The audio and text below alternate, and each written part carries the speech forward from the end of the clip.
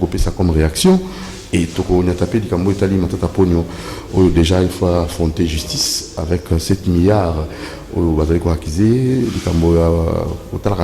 justice nationale et le gouvernement Samalukonde, surtout Ngonga, Moté Maître Cédric, sentez-vous bien?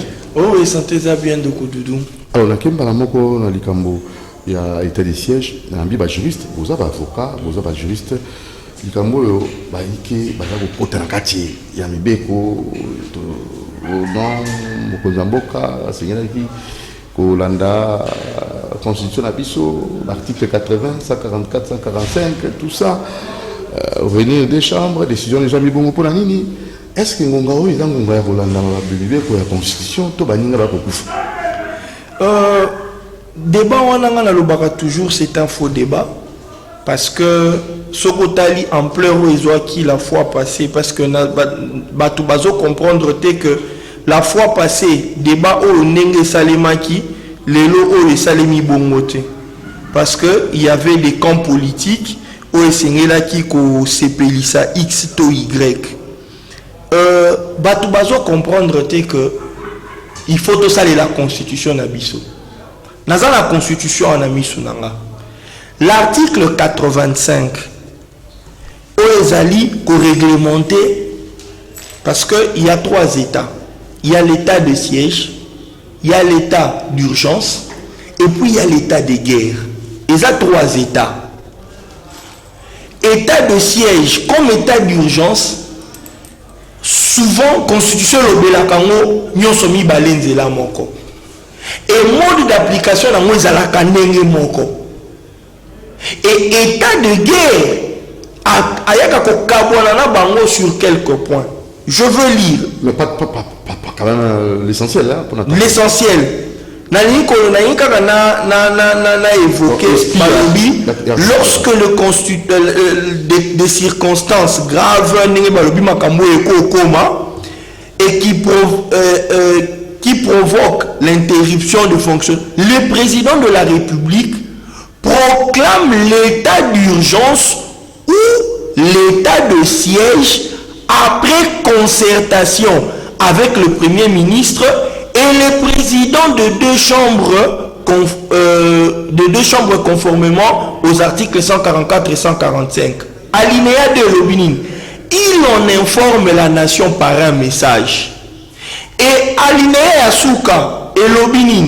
Les modalités d'application de l'état d'urgence et de l'état de siège sont déterminées par la loi. Cela veut dire ni. Cela veut dire que président soka moni ba circonstance est commis. Akosala nini? Akobenga ako consulter ba président ya chambre. A expliquer bango likambo eza ndenge nini. A expliquer bango ba sololi en concertation. À consulter bango et après à jouer décision. Balobi c'est après qu'on ait décision de à informer Sikolo et la population to Mboka par un message. Mais balobi que ba mesure d'application il y a état de siège et yango esengeli kozwama na kati ya mobeko. Or mobeko ndenge ezali wana ezali kochama.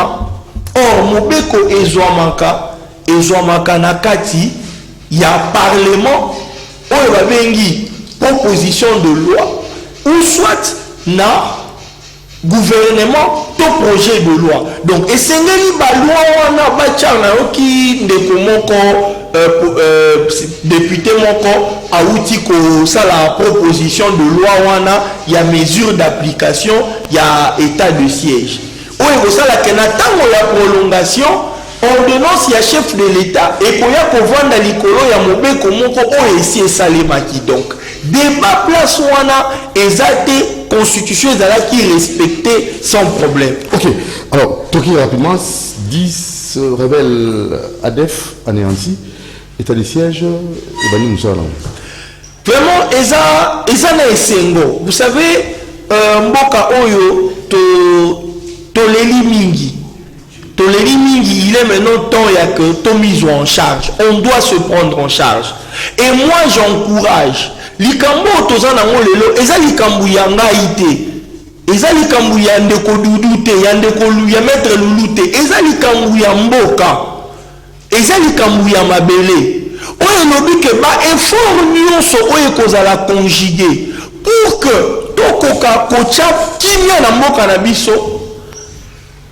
Essayez de soutenir en haut. Tous à la tête, bon, on déjà na moni qui est possible battre. C'est indigne ya congolais pour na mboka na ye makambo batie pour que emema on est azala optimiste apesa yango chance ye déjà zolo banazo mona ke possible battre. C'est quand on a besoin que totika la na statu quo wana. Donc congolais pour réfléchir bon côté. Yangwana na nazali kosenga bandeko nyonso topesa mapinga na biso maboko to encourager bango bakende tina suka na offensive wana tokoka ko récupérer ko tia kimia ba mama na biso bakufi ebele bana na biso bandeko na biso bakufi ebele tokoki ko continuer bongo te. Maître Lulu Ego Simba 10 rebelles ADF déjà balali et baiki bon,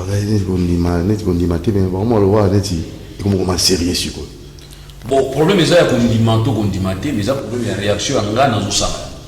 Est-ce qu'il faudrait qu'il y ait un comportement tout moi dans ma vie jamais mon influenceur vie n'a pas influencé par moi. Je peux copier ta vie, mais il faut copier en côté malade. Si on a mon côté malade, aux autres pessimistes, aux autres transmettre les doutes, il y a des vaccin na tchana autres. Donc, je dois comprendre qu'un Barabas faut la Lilo, parce que dans mon avis à Barabas, quelqu'un qui va bénéficier, il y a libération à la place à Yesu, Moutoua Lilo par à la paix. Et il faudrait qu'il y ait aussi des Jida, Moutoua pour trahir Rio, il ne faut pas ça là. Heureusement qu'on a informé que Jida Moua Isisaki, et puis on va bien Silaki. Et il faudrait aussi qu'il y ait des saint Thomas. Oyo, Azana Yo, Nazon di Mayote, mais il faut la dire, il y a un bon résultat.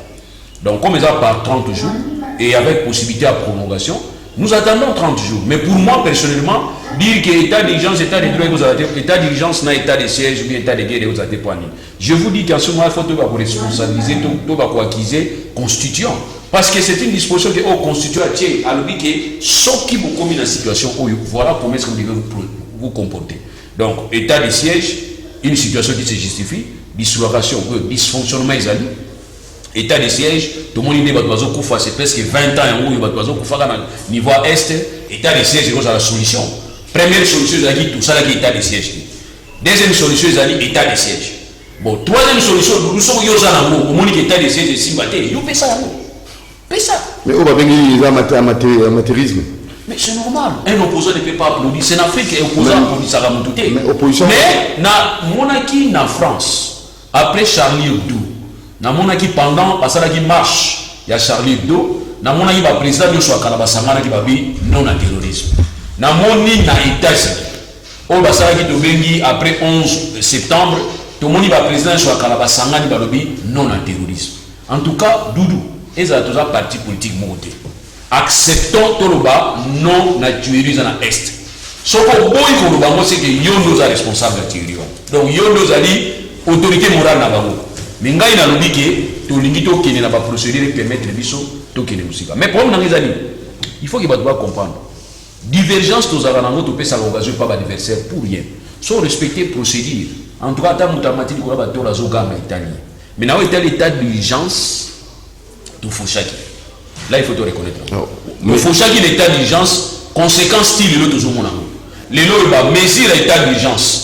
Ils ont dit l'état d'urgence dans le apprécier l'état d'urgence, ils allaient entre autres le couvre-feu.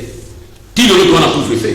Mais oui, le couvre-feu, ça veut dire qu'ils allaient avoir une expansion temporaire. C'est-à-dire, ils allaient pour un espace bien défini, place problème les alliés. Et puis finalement, après, il faut payer la paix temps. N'importe quoi, que loi ils ont définir, mesure par rapport à couvre-feu sanitaire. Mais si vous couvre-feu, oui, tu vas dire couvre-feu. Je vais parler de je vais aussi la toyébité. Et en plus, n'importe quoi dans le système de conseil scientifique. Conseil scientifique de l'organisation indépendant. De base, on va dépendre du gouvernement, tu vas faire un mais base, professeur, baza ba laboratoire je comprends pas travail là so ka pesi service scientifique na ye a la besoin ba réalité mais pas na biso exceptionnellement nous on mabete boli bisanga pardon so mabete boli bisanga to na task force o ezali na ministre de l'intérieur ministre de la santé ministre de l'agriculture ministre de la task force ba juste ko vieux mouye ba côté na kati ba bi vieux mouye baza makasi a makasi c'est un grand scientifique mais difficulté dans les amis il y a comment on a vieux mouye alors ba na président de la République de décision na Ndiaouti parce qu'ils ont béba science na biso de biboité parce qu'il est employé bobi ba ça na INRB ça la sous-tutelle ya ministère ya santé mais tu vous comprenez donc il a dit ba ko wazali ba Didier Raoult un professeur a réussi à qui m'a bossé pour na CP na mana il est tranquille il est libre Macron a dit non il écoute rien de son aïe mais ma personne Macron to éviter faut dire Macron c'est que tiens c'est mais faut ça mais il y a eu là ba protocole de traitement bord wana ya na ngala chloroquine na ba bord mo bosanisi pour na ba africain mo banga na biloté ba lia ba nivakine belé na bo mwana ba corps na ba una limiter maladie ko toucher ba bi non so biso to be ba français confinement to ke ko fara bandaku biso to chaque jour to mo fara ba biso to be économie na biso to fa makasi lelo e prouver que ba to so malade mo souminité ba bi flex mais couvre-feu ça oh so ki raison wana to jola ki décision makasi et si mais ba décision to jola mais ici là mais oui faites une avis au Quito on va voir tout ça rapidement état des sièges ba musu ba ndi mango ba musu ba télé melango ba télé melango il va ici oui ndeko Dodo Montire oyebi que moto ya oloba que état de siège les amabé ceux qui va respecter la loi donc tout respecter la loi mais ba congolais ba kufa boye ba ke mutu wana na ba ona ukaki na ba top Congo lelo azoloba article 85 ba zoloba mais moto ngo vraiment na koto na papa na eska ko yo ka sonité ya kolobaka pour to landa ka susté est-ce qu'il y a des bénéfices maintenant bénéficier la guerre oui na bien la est qui met sur le côté il y a bénéficié bato ba no bénéficier nango o ba to boka na bien moto na tout notre tant ba ko télé nango ba papa wana ya o position ba bilobela wana ayebaka te que to landa ka susté les crimes profitent na hauteur nango alors maintenant ce que je peux dire aux Congolais Oya Koboya étant des sièges actuellement au Congo ça veut dire Azali PSP. Ça veut dire Parti des Congolais payés par les impérialistes. Parti des Congolais payés par les impérialistes. Donc, Bobenga Bango va PSP. Bolanda Bango na ba radio, na ba télévision, ba déclaration, ba tout bazo boya état de siège pour tosi sa guerre o ezo bo bandeko na biso na est. Batwana bono takabango vers les élections ba bilongi bo votata bango atamukite. Même parti na bango, bon non tiango bien, to tia bango na liste noire. Parce qu'il est pratiquement impossible que bande kono bazo boma bango je suivi nani vidéo moko batindringa na est bazu moi na moi congolaise. Non, laisse ça. Bazo kataye à partir d'ici boye vivante. Laisse ça. Après être violé. Mais mon congolais a dit non, il faut respecter de quoi et quoi jusqu'à quand. Merci. Alors, Benjamin Kaonga, oui, il y a l'état des sièges. Qu'en dites-vous en rapport avec la prise de position de ce qu'on a état des sièges? Il y a 10 rebelles ADF, déjà, et gouvernement militaire, entre nous soit dit, c'est déjà à l'œuvre. Vous êtes satisfait, oui ou non? Ndekonanga Dodo Montire likambo ya Congo ezali na profondeur moko oyo eza kosenga kokende au-delà ya mayele ya bomoto et surtout plus particulièrement na est parce que faut toyebaka ke bien que toza na ouest na Kinshasa mais influence ya est ezali kotomela biso nyonso directement tout comme indirectement donc olinga te du fait que aux congolais même baza libanda influence sur la situation ya Congo et plus particulièrement à est ezali total alors kotala ndenge bandeko na biso ba weyaka chaque jour na est et partout na Congo moi avant que nous avons l'état de siège ou état ni na ko kota ba polémique ya ba politicien parce que nous avons considéré les politiciens ba serviteurs ya bato moko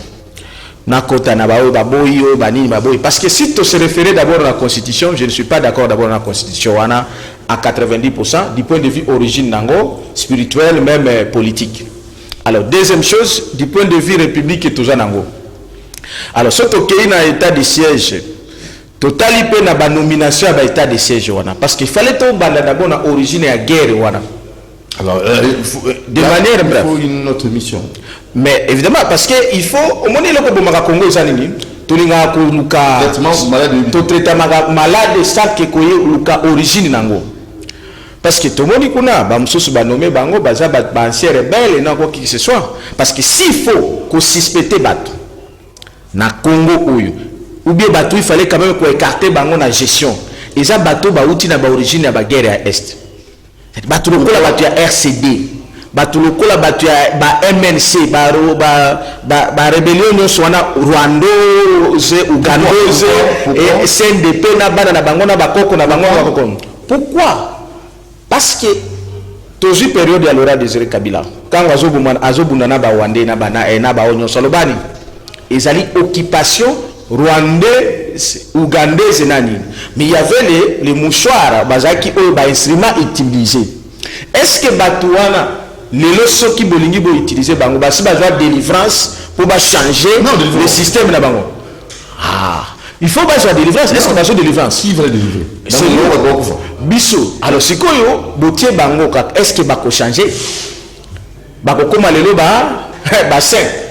C'est là où il y a les problèmes. C'est pourquoi biso ceux qui te sont un peu plus loin, tu sali état de siège, gouvernement militaire. Et bon, bah militaire, benga bango ba Monisco, baba militaire de. Bazala kawana ba osalanini. Beaucoup le balelo dit ADF, mais ce n'est pas la première fois. Tous à la baïjoté. Il y a bané, babuma kapé ba ADF et belé, babuma kapé ba militaire à CNDP. Est-ce que trouver solution na est? C'est cela où il y a un problème. Il faut toquer la profondeur. Oh, baye bazongi si ba arme, ba rekita ba arme combien de fois? Si ko ba arme wana ekotaka wapi? E utelaka wapi ekotelaka wapi? On bozana ba Monisco oyo balekaka na bachare na bango comme ici bazana un pays où ezalaka indépendante, ezalaka souveraineté et pendant plus de 20 ans. La solution c'est laquelle pour finir? Alors, ce qui pour ngai état de siège ou pas ezali ba nakobengango ba petite solution temporaire. Mais la solution définitive dans ce pays, il faut d'abord, nous le peuple qu'on se prenne en charge. Comment en faisant des actions concrètes et définitives de se libérer en commençant par la Monisco. Il faut que benga na Monisco na mboka na biso. Après ça, après que benga na Monisco tozi na kati ya Monisco tozi ce qu'on a armé na biso ba militaire nyonso baza ba infiltrer ou baza na kati ya armée na biso tozi bango to piliser bango parce que bazali ba militaire rwandophone bazali et après ça tozi classe politique ba corrompu ba traite baza la classe politique to boaki bango libanda. Après ça, voilà, c'est comme ça les trois piliers à solution. C'est pourquoi tu le dis premièrement parce que Monisco a représenté occupation occidentale. Et là, quand tu bosses à la Rayangwana, vous tirez les militaires Monisco,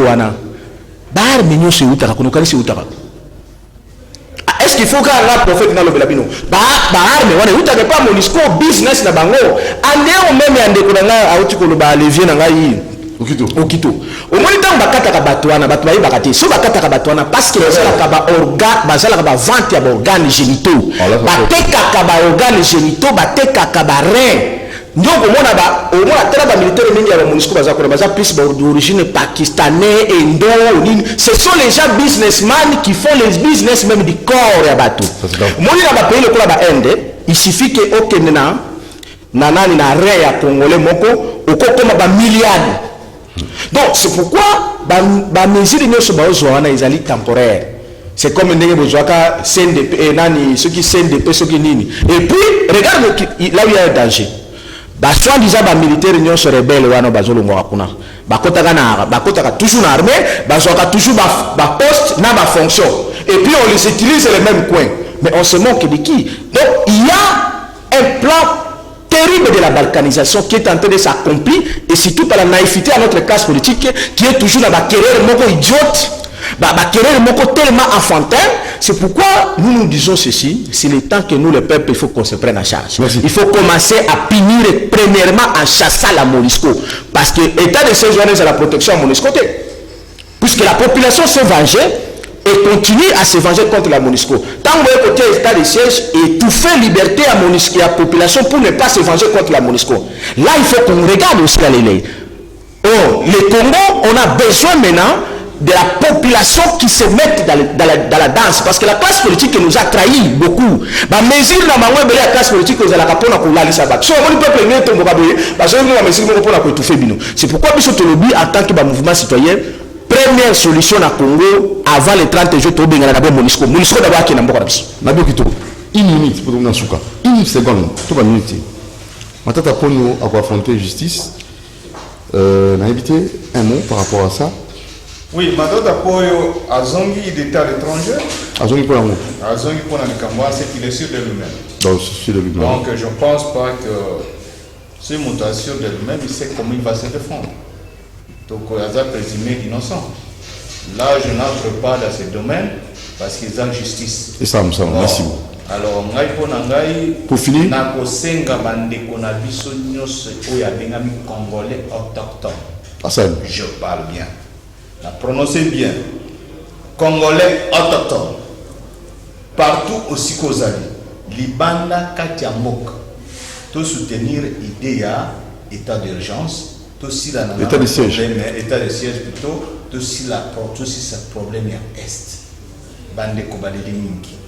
État que mon agent général Ngan Kisasi. Nazaki na ina maki kuna. Le seul fils de Nazaki na ina maki Zakina. Alors, na 5 bino batia est. Na biso ba Congolais autochtone. Tout ça na ensemble. Bino batia est. Boyebi ba place bato na ba bomba na kalo. Na sepeli mingi na bete bino maboko ba Congolais o izaki ba groupe le groupe autochtone du Congo o ba longwe na Zamba. Siko bino nde boyebi ba piste wana. Merci beaucoup. Armée Sima. Merci. Maintenant, nous, Matata Pogno, la justice, tout ça. Bon, d'abord, on est dans l'état de siège. Oui, oui. Tout d'abord, on est état fainéant. Tout d'abord, état d'urgence. Tout ça, l'état de siège. Et peut-être qu'on vient de l'état de guerre. Ils ont la solution où la constitution a PCDISO. Tout ça, là, on a demandé. Et puis, ils ont un mois renouvelable. N'a pas 15 jours, 15 jours. Total va résultat. Si le résultat est bien, tant mieux. Nous voulons la paix dans l'Est. Parce que j'ai toujours dit que tant que besoin de bande de Konabiso, ils ont violé Koko à 90 ans. Pour y avoir plaisir, ils ont violé Mbani Ningwa. Ils ont violé moi il y a 2 mois, il y a 3 mois. Plaisir, on est comme satanisme. Voilà, j'ai regretté. Pour le matin, Pogno, moi, je suis très content de lui. Ma félicité, il y a du courage, Bamso, Kimaka, Bazo Nanjaka, mais il y a un mythique. Et dans le politique, ça veut dire que pour ça, la différence dans la responsabilité. Quand on est responsable, dans la loi, ils ont Mozamboka, et que la décision est sur au niveau du conseil des ministres. Ok. Bon, individualiser, oh, les gars, 100 jours, on pouvait bien individualiser parce que tu as un cadre institutionnel, tu as un cadre de gestion à Mozamboka, dans la task force. Sur la task force. Il y a une responsabilité à Moko, mais dans le cadre de l'institution. Quand un dossier est traité dans le niveau, il y a un conseil du ministre. Et qu'il y a une option. Vous voyez qu'il y a un conseil des ministres. Le président passe à la. C'est lui le président du conseil des ministres. Donc si on prouve seulement que le dossier est traité dans le conseil des ministres et que vous avez une décision dans le conseil des ministres, ici, on risque de vouloir personnifier la responsabilité étatique. Attention. Merci. Et je suis très content que la société ait par le Bazali, qui mettait pour un système ceux qui ont comme on a eu pour alors, comme société à Moïsalia, tu vois la vérité, mais tout est justice à ça. Maître Cédric, en une seconde. Bon, voilà, nakomeka mpo kotalisa mwa makambo un peu ebele lobania sur l'état de siège. Il faut tomeka tokoloba yango peut-être prochainement. Eza makambo faut tozwa likolo bongo te. Eza makambo ebele esengeli tozwa en détail eza te toza libanda on évoque des choses peut-être auto-maîtrisées. sur l'Ikambouya Matata Mpogno. Matata Mpogno est revenu, c'est une bonne chose, mais inquiétude n'a pas sur sa campagne médiatique sur l'Ikambouya. Parce que jusque-là, la justice ne l'a pas encore appelé. Pourquoi venir à Kinshasa et être reçu à l'aéroport avec une dizaine de personnes? Pourquoi? Et puis, et c'est na Sénat. On laisse le Sénat décider. Donc c'est ça vraiment ma préoccupation, mais on doit arrêter avec cette histoire des intouchables vivre pendant longtemps. Merci. Merci beaucoup. Alors, Benjamin Kawanga, merci beaucoup. Tout le rapidement. Bon, ça va. Tout tiki kasi. Non, bon, les camarades ezaki. Et là, on a vu que c'est un politicien qui est principalement que le bagana Bozambe pour bouiller tous ces pays ici-bas. Je parle à toute la classe politique. Nyo sobo sala ils ont foutu ma ao. Et qu'on fout ma peine directement. Et qu'on fout ma peine directement. Ceux qui par exemple bino bolobi ba fundi matata pona makamba koiba, ce qui n'est pas totalement faux. Moi je peux le dire ainsi. Mais aussi ngala web sa matata décret na ye ya nani ya Minembwe ezali. Oh, mais oui. Est-ce que peut la Bonzambe, Zambé m'a que ne fouta et la côté Moussousou parce que décret na ye oya sala côté Minembwe ezali. Merci beaucoup. Donc,